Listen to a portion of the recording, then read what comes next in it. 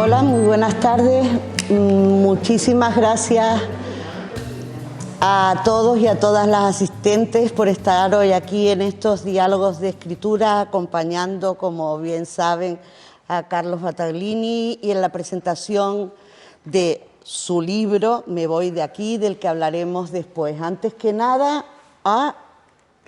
normalmente estaban encendidos, ahora vuelvo a bajar el tono. Repito las buenas tardes a las personas presentes y antes que nada, como siempre, el agradecimiento a esta TEA que nos acoge como madera cálida y que llevamos usando gracias a la buena predisposición de quienes gestionan dentro y de también todo el equipo técnico y el equipo de personal de las salas durante todo el año y que ha permitido que estos diálogos se desarrollen con normalidad dentro de las posibilidades de la pandemia actual y siempre cumpliendo con las normas sanitarias establecidas. Muchas gracias a todo el equipo. Muchas gracias a Emilio, que anda por ahí, a Estefanía, que creo que se está examinando. La idea era que este fuera el último diálogo del año. Vamos a prorrogarlo y tener uno más, según me acaban de decir, pero ya con el último, que será el próximo jueves, se cierran los diálogos de escritura de este año y hasta septiembre, que comenzarán de nuevo. Bien, y este penúltimo diálogo lo tenemos hoy, ustedes ya lo conocen y probablemente por eso han venido a acompañarlo, con Carlos Battaglini, que está sentado a mi derecha y que es un escritor, desde luego, un escritor a tiempo completo, además, cosa que es muy poco frecuente en nuestro país.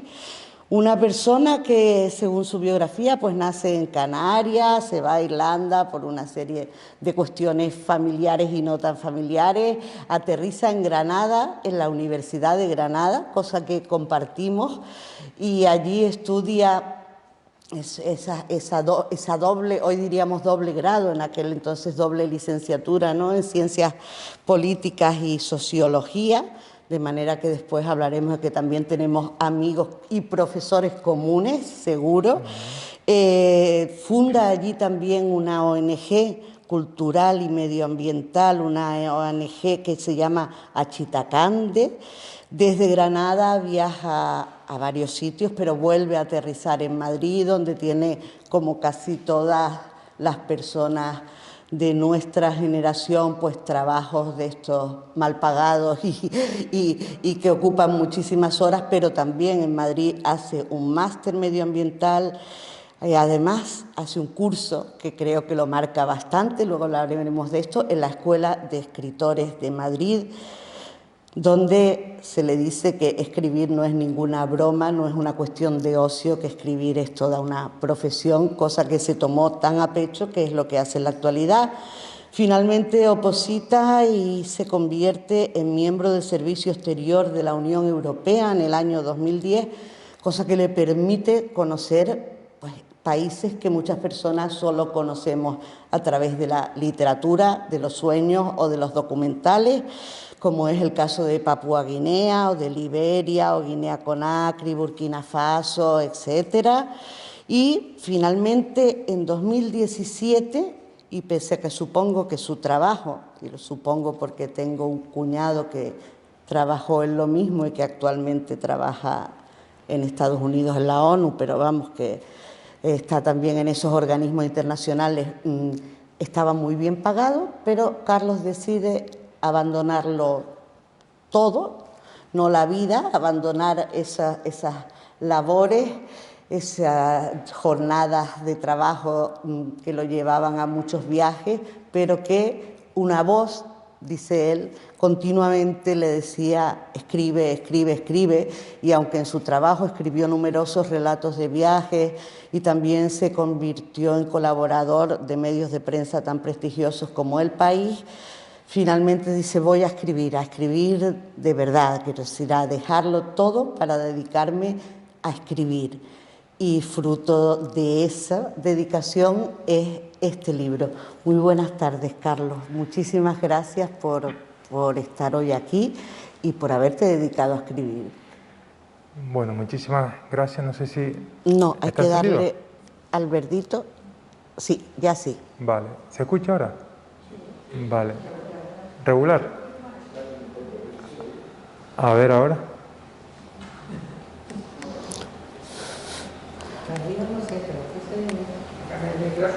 Está en verde, pero en teoría está bien. Vale, ahora parece que se escucha mejor, ¿no?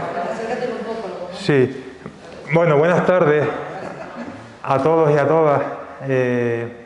La verdad es que estoy casi, bueno, estoy emocionado del recibimiento tan caluroso que he recibido en Tenerife. La verdad es que la isla siempre me trata de maravilla, desde que era pequeño.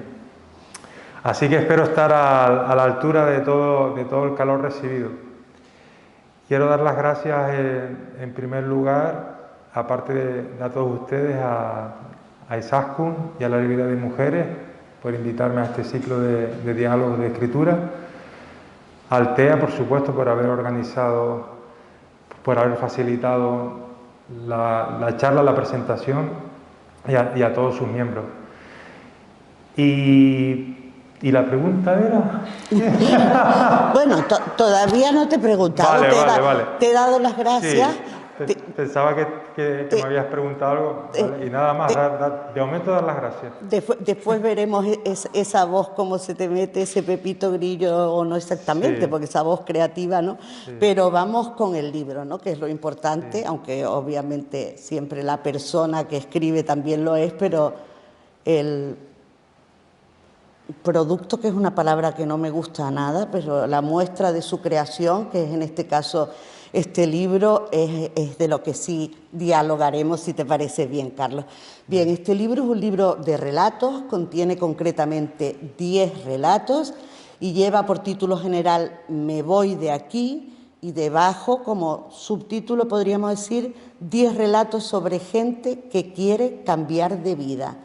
Es un libro que está editado por la editorial Nazarí. Las editoriales es muy importante para mí como librera nombrarlas siempre, agradecerles siempre su labor, particularmente cuando lo hacen así de bien, es decir, cuando se toma un libro y se ve que no hay erratas, que se ha usado un papel que hace agradable la lectura, se ha puesto una portada bonita, etcétera, porque al fin y al cabo quienes vivimos también de esto, pero de la otra parte seguimos considerando que el libro en papel es el futuro, que es lo que ahora mismo Blacky Book ha sacado como nuevo eslogan. El libro de papel es el futuro, y efectivamente el libro de papel requiere detrás unos editores, unas editoras y un personal técnico que haga que no se convierta en una chapuza, sino todo lo contrario, en un objeto apetecible en sí mismo, con un buen tipo de letra, etcétera.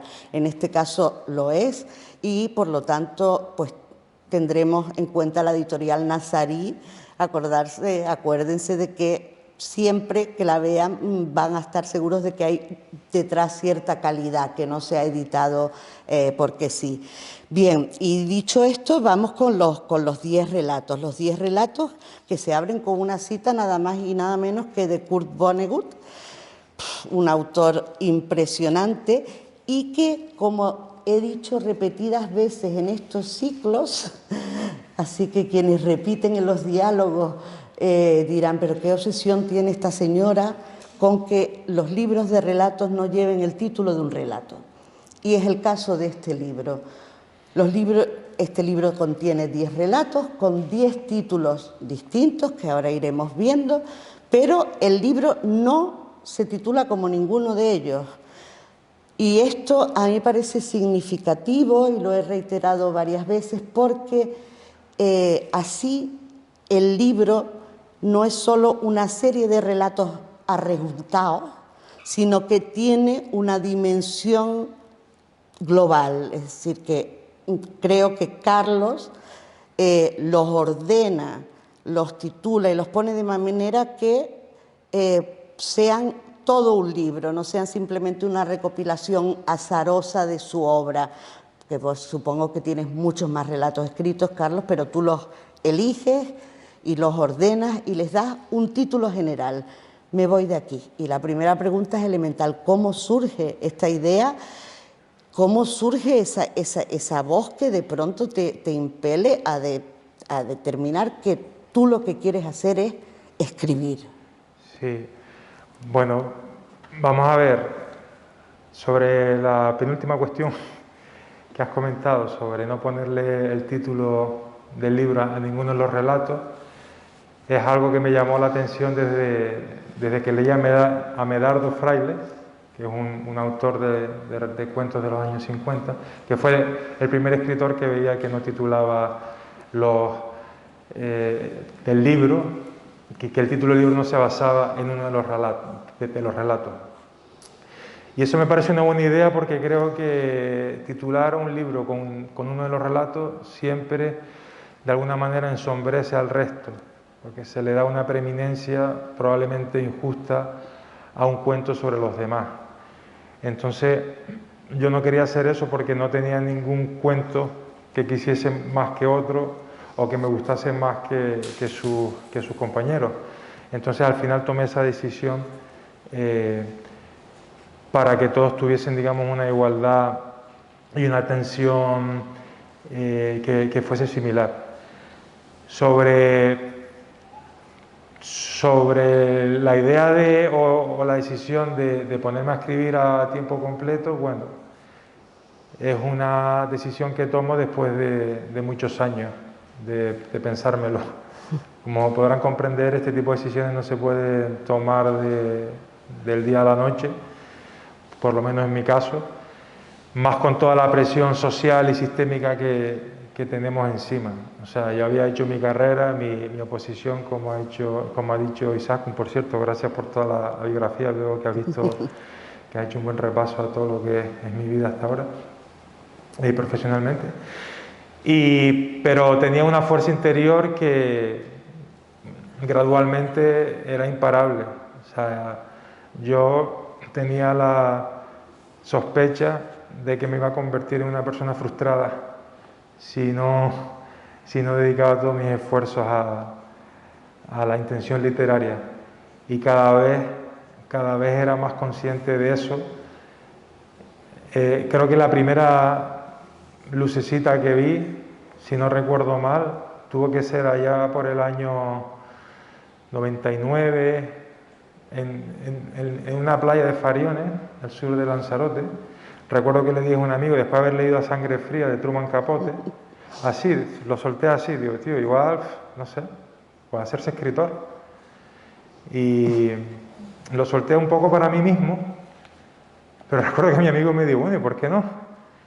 Y creo que esa fue que yo recuerdo la primera vez como que me lo planteé. Fíjate, en el año 99 tenía 23 años y no tomó la decisión hasta que cumplo 40. O sea, tuvieron que pasar 17 años desde que se concibió hasta que se materializó. Entonces fue un largo camino, sobre todo los últimos años ya se iba acentuando de una manera imparable. Recuerdo paseos kilométricos por las playas de Papúa Nueva Guinea, en Port Moresby, la capital. Tengo que hacerlo, y al final, muerto de miedo, temblando, pero lo hice. Y no me arrepiento, en absoluto. Sí, lo hiciste y aquí estás, te vas de aquí, pero aquí estás como escritor y efectivamente es una decisión arriesgada, no cabe duda, porque, bueno, en todo el mundo, pero particularmente en nuestro país es muy difícil vivir de la escritura, incluso muchísimas personas no consideran que sea un oficio ni que sea una profesión, mucho menos, ¿no? Vázquez Montalbán siempre lo defendía como profesión y decía que él trabajaba en su trabajo, que era escribir entre 8 y 10 horas diarias, pero era una excepción. Marta Sanz también lo defiende y se pasa también todas esas horas y muchas otras personas, pero no cabe duda que sigue siendo un oficio no tan bien visto. Tú, además, como dijimos antes, pasaste por la Escuela de Escritores de Madrid, aunque brevemente. ¿Tú crees que ser escritor sí es una profesión y que, por lo tanto, aparte de leer muchísimo y aparte de tener algo, esa voz que te lo dicte, Es importante también aprender técnicas, intentar acercarse a escuelas literarias, etcétera.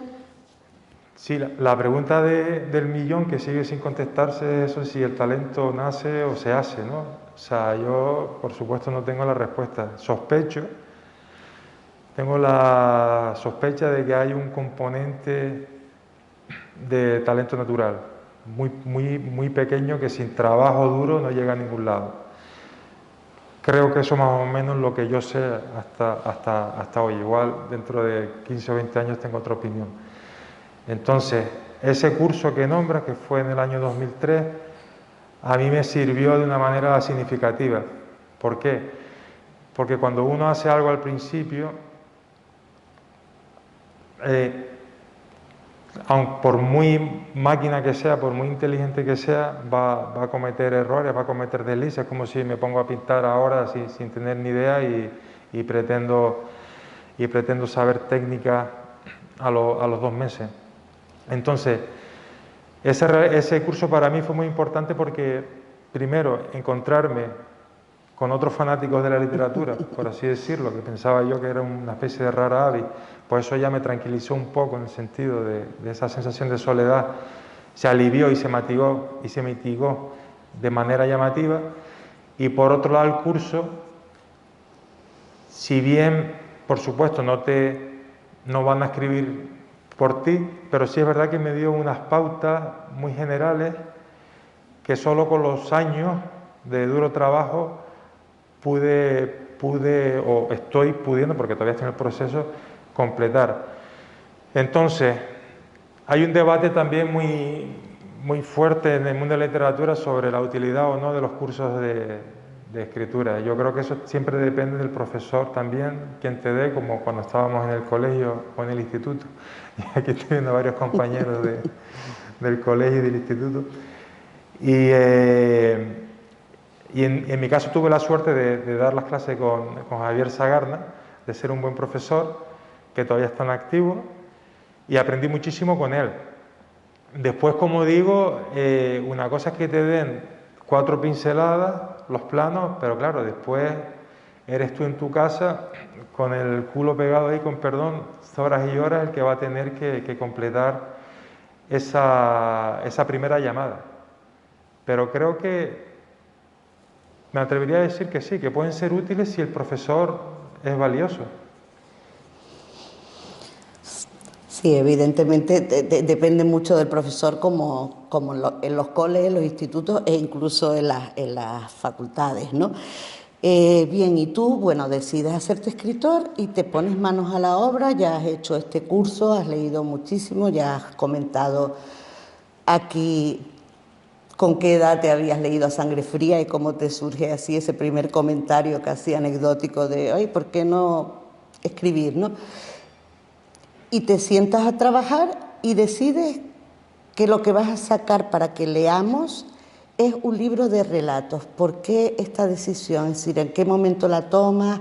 Porque parece que seguimos considerando que el gran género o lo que hace a un escritor o escritora es la novela, pese a que sea un género decimonónico y pese a que esté muy cuestionado y haya mucho, pero está pues la poesía por una parte, que parece que es para otro tipo de gente, tanto en público como quien la hace, y la novela, para decir que uno es escritor parece que lo que tiene que haber firmado es una novela, y tú te decantas por presentarnos en primer lugar un libro de cuentos, un libro de relatos.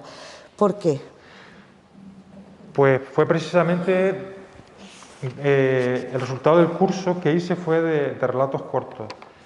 Y reconozco que mi intención inicial era escribir una novela, como muchos, como dices tú, porque es verdad que sigue siendo el género rey, o por lo menos el más respetado. Ahora que estoy escribiendo una, puedo entender por qué. Me parece el género más duro, por razones obvias de cantidad de páginas, pero no el más difícil. No es lo mismo. Entonces, por aquel entonces, pensé que con toda la ignorancia del mundo y con toda la ingenuidad del mundo, que los relatos, los cuentos podrían ser una buena manera de foguearme, de entrenarme, para luego entrar de una manera sólida en el mundo de la novela. Yo creí que iba a tener un libro de relatos o de cuentos después de un año, año y medio. Eso fue en el año 2004 y no acabé el libro hasta el año 2020. O sea, pasaron 16 años. Lo cual se debe a diversas razones. La primera yo creo, no estoy seguro, pero creo que la primera era por un necesario proceso de formación literaria que yo carecía por aquel entonces. O sea, fui respetando cada vez más a la literatura, entonces me di cuenta que yo no podía sacar un libro en el 2006 o en el 2007 porque iba a ser pues algo bastante fallido, bastante flojo y que no se iba a sostener en el tiempo. Me daba cuenta que todavía me faltaba muchísimo por leer, por aprender, por observar, por vivir. Entonces, durante todos esos años traté de reforzar todos esos aspectos de mi formación. No digo que haya que estar 15 años, también tardé tanto porque, como bien dijo Isaac, mi carrera profesional se iba complicando en el buen sentido porque me iba metiendo en sitios exigentes como el servicio exterior que me demandaban muchísimas horas al día, y todo eso unido también a mi desorden literario, también debido a mi ignorancia por aquel entonces. Yo escribía al mismo tiempo diarios, crónicas de viajes, el libro de relatos, escribía artículos de opinión, tenía un blog. Entonces, claro, por aquel entonces no contaba con el factor tiempo que hoy en día seguramente me obsesiona. O sea, ya tengo como un reloj de arena aquí en la cabeza cada vez que hago algo para decir, bueno, esto tiene futuro, si tiene futuro me meto, si no, paso. Y por aquel entonces, quizás con 20 y pico años, el tiempo no era un factor tan determinante como por lo menos lo es. Yo estoy seguro que estamos equivocados en lo que el tiempo se refiere, pero como sigo en mi equivocación, cuando nos muramos seguramente nos daremos cuenta que el tiempo iba de otra cosa, pero bueno, como no lo hemos descubierto, pienso que el tiempo es limitado, y todo eso hizo que al final, entre la ignorancia, la dispersión, mis trabajos profesionales y otras cosas, pues surgieron de repente pues 15 años. Y aparte lo que has dicho tú, no fueron 10, escribí bastantes más. Mi ignorancia de nuevo, yo tenía relatos, por ejemplo, del Imperio Romano, tenía relatos experimentales, y luego el mercado me decía que eso no tenía ni pies ni cabeza, que las editoriales te exigían una coherencia temática que yo por aquel entonces desconocía, con lo cual tuve que descartar relatos que no casaban con estos que son contemporáneos, modernos y fundamentados en el realismo. Fue un proceso de aprendizaje. Qué bien, ojalá continúe, porque el proceso de aprendizaje o el proceso en sí mismo es casi todo, ¿no? Aunque ahora tengamos en la mano el resultado de ese proceso y podamos disfrutarlo como personas que leemos. Y estos relatos que supongo que eliges tú o también con tu editor, que es lo habitual, o tú solo, son muy distintos dentro de tener esos elementos comunes que hacen que puedan formar un buen libro y que efectivamente en todos ellos los personajes quieran cambiar de vida, que es lo que les pones aquí, que quieren cambiar de vida, ¿no? Y por eso el Me voy de aquí, muy buena elección que el último sea Salir, ¿no? Pero en cualquier caso, aunque tienen esos elementos comunes, son también obras independientes, cada una de ellas, y tú cambias incluso la forma de escritura. Algunos están en primera persona, otros están en tercera, algunos tienen localizaciones más o menos concretas, otras son, da igual, puede ser cualquier ciudad del mundo porque lo que está contando el relato no tiene que ver con el entorno. Y todo esto, ¿cómo te va surgiendo? Es decir, te nace la idea a partir de una historia, te nace la idea, has dicho antes lo de observar, ¿no? Que cuanto más vas leyendo, pero también viviendo y observando, ¿no? Te nace a partir de una imagen, como nos decía, por ejemplo, José Ovejero nos hablaba de que a él le suelen surgir como imágenes las ideas que luego desarrolla, ¿no? En tu caso, el proceso creativo parte ya de una historia, de una imagen, de una música, o cada uno, o todas estas cosas se dan en función de él, ¿no? Sí, normalmente son fogonazos, imágenes, sensaciones, sospechas de que ahí hay una historia. Estoy pensando en los relatos, un poco el origen de ellos, y todo es muy caótico hasta el principio, todo es muy fragmentario, todo es como una especie de mosaico de imágenes, de recuerdos, de sensaciones, de personajes, de vivencias propias o vivencias ajenas, etcétera. A veces lo tienes más o menos claro desde el principio hasta el final, y en otras ocasiones pues no. O sea, entras por un lado que tú más o menos intuyes, aunque yo soy muy de mapa, como se dice, soy mucho de planificar y trato de sentirme cómodo hacia donde voy desde el principio, aunque es imposible tener toda la certeza desde el inicio, afortunadamente. Pero sí, surge un poco, por ejemplo, el que tú nombraste, el último, el de salida, ese fue, para un escritor súper lento como soy yo, fue rapidísimo. Y es uno de los relatos que más, bueno, el más diferente seguramente de los 10 y de los que más han gustado. Ese curiosamente fue rápido, no me costó tanto. Sí, me vacié, me acuerdo que estaba hecho polvo cuando lo escribí, estaba completamente exhausto, pero el proceso temporal no duró tanto. Y después el libro también te vas dando cuenta que se va haciendo solo.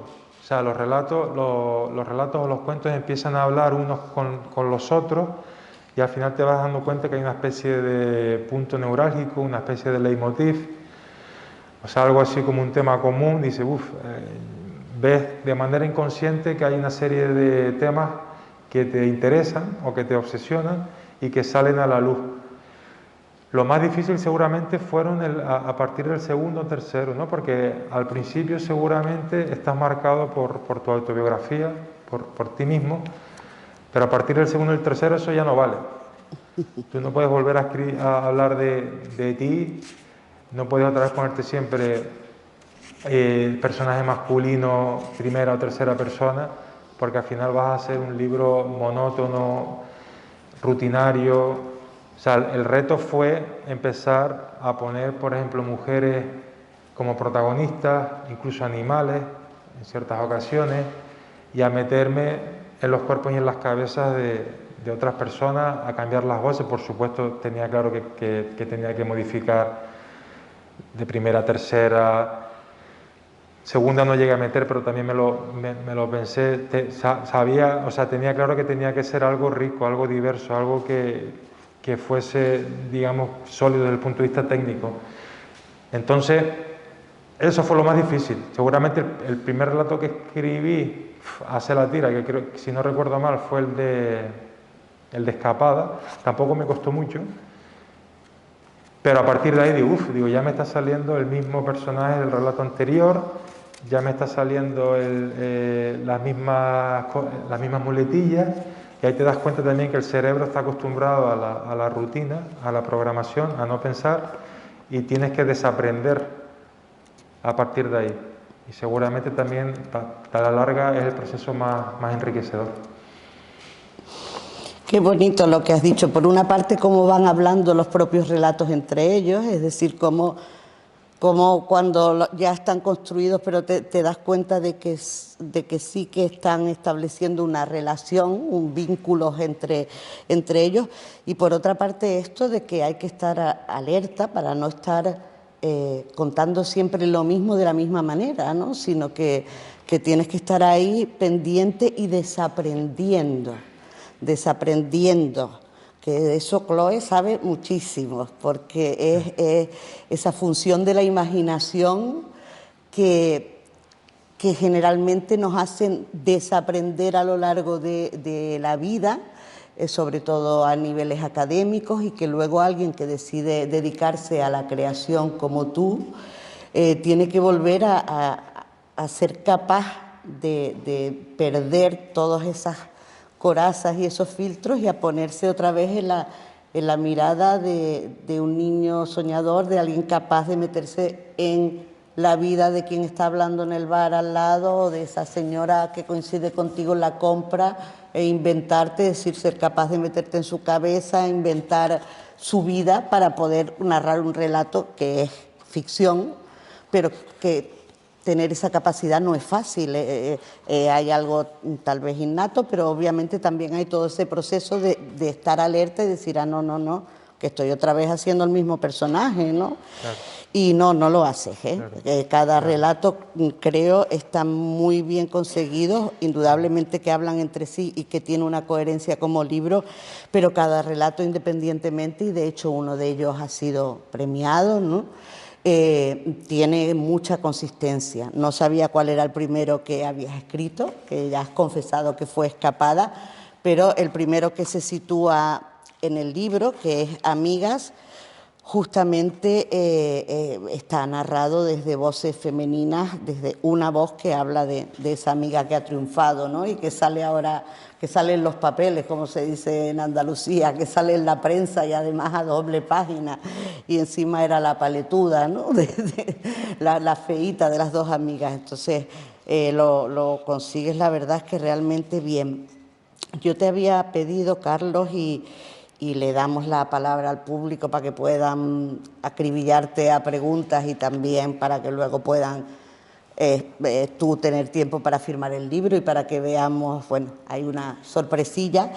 Yo te había pedido que leyeras algún fragmento y lo que voy a hacer es leerlo yo, algunos breves fragmentos para que ustedes vean a qué me refería con ese buen oficio, con esa forma de, bueno, referencia que sobra, porque el libro además viene avalado por José Ovejero, al que cité antes y que me parece uno de los mejores escritores que hay en nuestro país en la actualidad, por Luis G. Martín, del que puedo decir lo mismo, aunque no lo conozco personalmente, pero sí su obra, es decir, y viene avalado por Pilar del Río como lectora, por Matías Candelaria, o sea que no, por Ronaldo Menéndez, que yo diga que es bueno, sobra, pero a nivel de técnica, fíjense, el primero, Amigas, se inicia con una sola frase corta. Pilar Adón, por ejemplo, dice que ella en sus relatos no puede caminar hasta que no tiene la primera frase definitiva, que ella considera que esa y que jamás la cambia, y que cuando tiene esa ya puede continuar la construcción. Es decir, que se ve que los procesos creativos son muy diversos, ¿no? Ovejero decía que dibujaba las casas y cada uno tiene... Pero esta primera frase que abre el libro dice: ¿cuántas veces has subido la misma escalera en tu vida? Con un pie en alto, Mónica mira los escalones de madera que se elevan hasta el primer piso. Es una escalera de madera color canela que cruje igual que una certeza cada vez que una uña se posa sobre los peldaños. Qué belleza y qué nivel poético también, ¿no? Porque esto de que cruje como una certeza no es típico de la prosa descriptiva, es decir, nos dice el color el material, la madera, el color, pero cuando hace la referencia al sonido y en lugar de decir cruje como la rama del árbol en otoño o cruje como el motor de no sé qué, cruje como una certeza, o sea que se ve ahí también que tú también te adentras en la poesía, ¿no? Este es, por ejemplo, el inicio del primer relato. Si nos vamos al de matrimonio, por ejemplo, tenemos un tono totalmente distinto. El primer párrafo del relato, que lleva por título Matrimonio y que es el quinto, aunque no hace de bisagra porque realmente al ser 10 pues la bisagra son el quinto y el sexto, ¿no?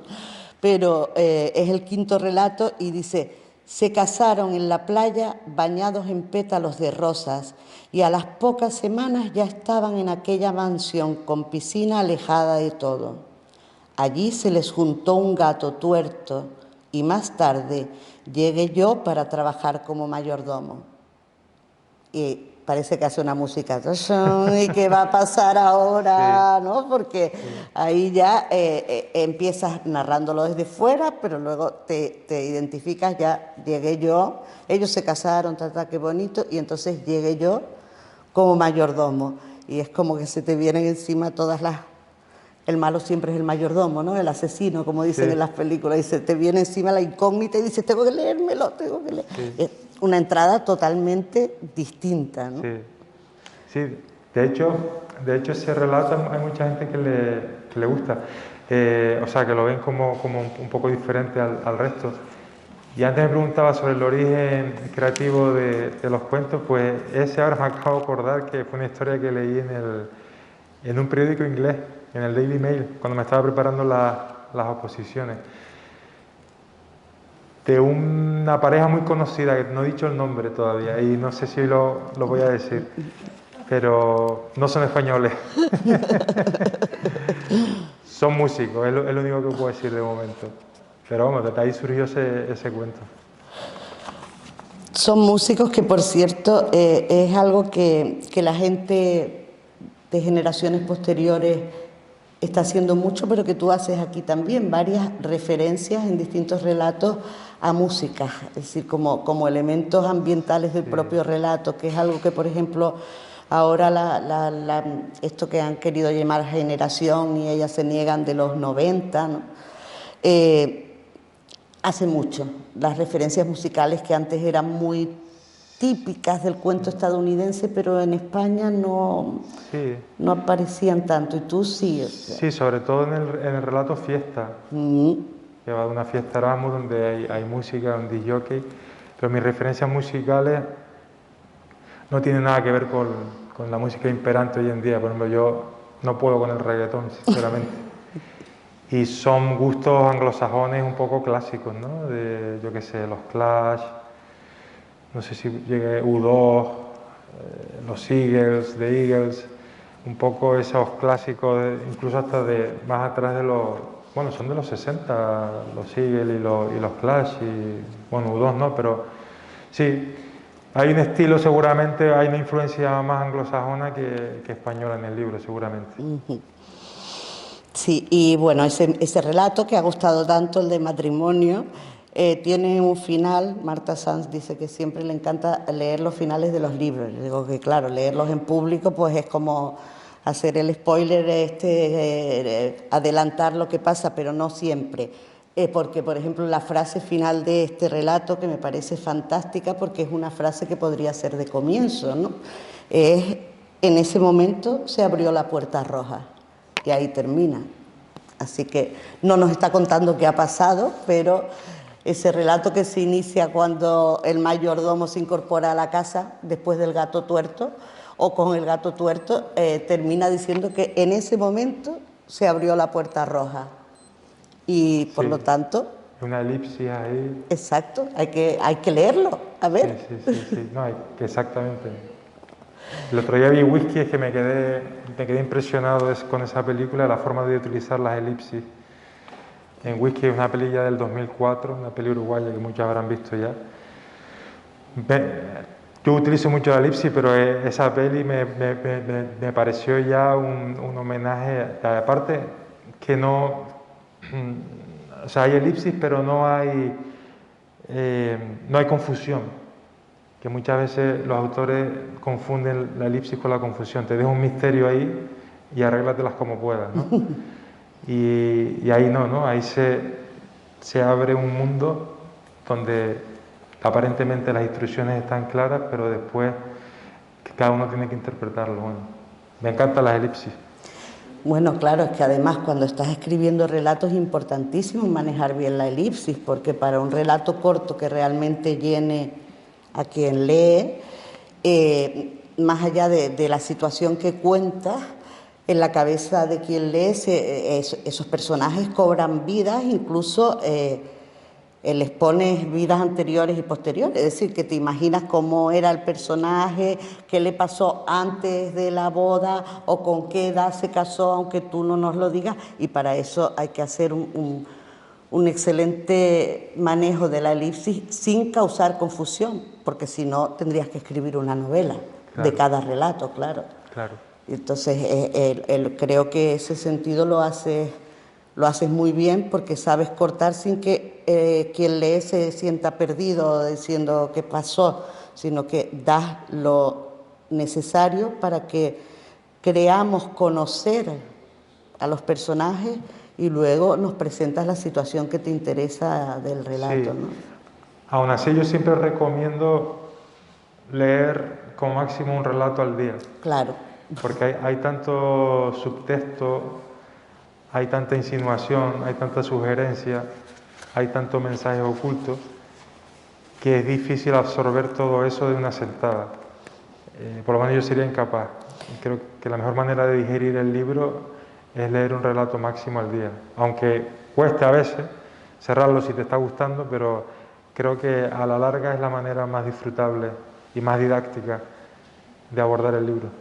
Sí, bueno, ocurre un poco como con la poesía, ¿no? Te puedes empapar un libro de poesía completo, pero después tendrás que volver y leerlos por separado, uno a uno, porque necesitan, y claro, cada relato presenta situaciones distintas, estás usando técnicas narrativas distintas, los personajes centrales son de distintos sexos, de distintos lugares, entonces leerlo todo seguido es una opción de aproximación, pero desde luego hay que leer cada uno, porque además te dan para reflexionar, es decir, los planteas en unos puntos que después quien lee tiene que aportar también a ese relato, ¿no? Entonces, bueno, pues me gustan mucho en general los cuentos, y desde luego la tradición anglosajona es prácticamente insuperable, aunque la tradición latina tú nombras en tu blog también a Cortázar como uno de los autores que leíste.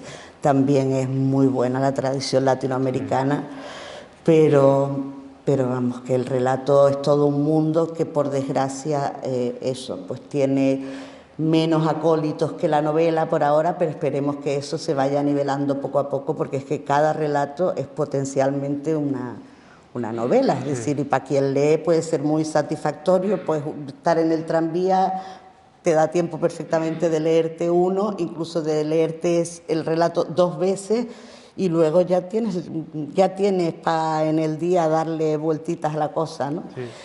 Bien, si alguien del público quiere preguntar, que yo creo que sería fundamental, hay una persona que no veo por los focos, pero que sé que está, que les puede alcanzar un micrófono. Y es el momento de aquí acribillar al autor. Muchas gracias.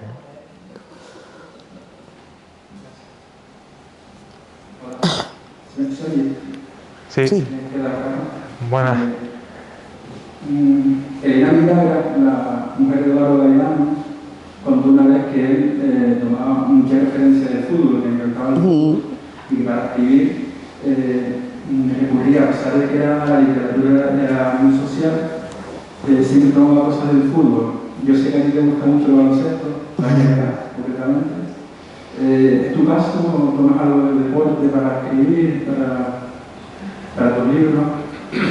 Sí, totalmente. Además, lo estuvimos hablando anoche, precisamente. Lo que pasa es que actualmente, a día de hoy, todavía el deporte tiene muy mala reputación en el mundo de la literatura. O sea, son pocos los escritores que se atreven a hablar de él por miedo a ser considerados pues, brutos o poco intelectuales. Sin embargo, tiene una riqueza brutal desde el punto de vista técnico. Ayer hablábamos de las similitudes entre el lado débil en baloncesto y los personajes secundarios. Es exactamente lo mismo. O sea, el lado débil, para los que no estén familiarizados con el baloncesto, es el lugar donde el balón no está. Eso se llama el lado débil en baloncesto. Y suele decidir la jugada, porque es lo que no esperas, el balón acaba cayendo ahí. Con la literatura es lo mismo. Casi siempre el asesino está en el lado débil. Es alguien que no espera. Entonces, también hablábamos del triángulo de los Chicago Bulls. El que haya visto el documental de Last Dance, cómo jugaban los Bulls de Jordan, ¿no? Con uno en el poste alto, siempre tenían que tocar la pelota 3 personas mínimo y formar jugada a partir de ahí. En literatura exactamente lo mismo. Los personajes tienen que interactuar, no pueden hacerlo todo solo porque acabas aburriendo al lector y a ti mismo. Entonces tienes que apoyarte siempre en un frontón, en personajes que toquen la pelota, es decir, haciendo una metáfora, que sean protagonistas, y eso le da mucho dinamismo a todo el proceso creativo. Y como te digo baloncesto, te digo ajedrez, hay miles de respuestas también en el ajedrez, como puede haberlo en la cocina, en la pintura, en la arquitectura, en la jardinería. Yo creo que todo está relacionado.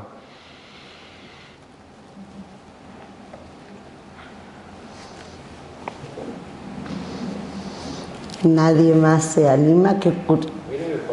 Ah, perfecto, pues ya viene el compañero. Lo de fútbol, efectivamente, Galeano escribió hasta un libro sobre fútbol y Manuel Vázquez Montalbán también. Sí. A mí no me importaría porque estuve en la presentación del libro de Carlos de Madrid y tuve la suerte de comprarlo y leerlo.